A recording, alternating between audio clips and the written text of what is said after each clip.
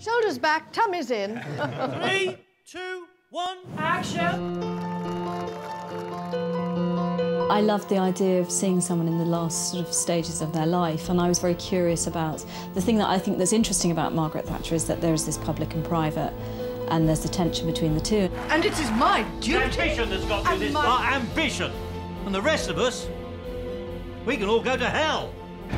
Margaret Thatcher really did break ground. She showed a way that a woman could be a leader. It was really interesting. She didn't have a problem with how to lead, and so, in a way, men didn't have so much problem knowing how to follow. The Falkland Islands belong to Britain, and I want them back. Well, I didn't come into the film with a political agenda about Margaret Thatcher.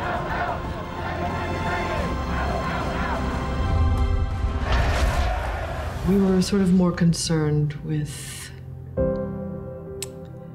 the toll that takes on a person, that kind of decision-making. When you're the leader and the buck stops here, what does it do to you as a human? How much stamina does it take, you know, to stay strong?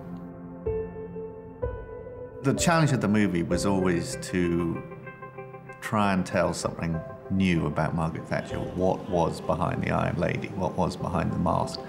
And how to sort of have an intimate portrayal and portrait of her. Probably the only person who did was, of course, Dennis. Dennis! Yes.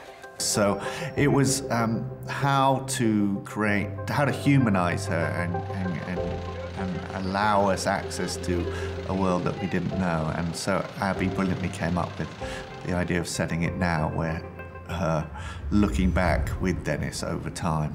We all know who he was, but in a way, but we don't know who he was at the same time, because he was a master at keeping himself in the background, and he always was in the background, but he was a master at not pushing himself to the front at all. And so his line, that it doesn't appear in the film, but his line is, it's better to keep your mouth shut and be thought a fool than to open it and remove all doubt. So he remains an enigmatic character.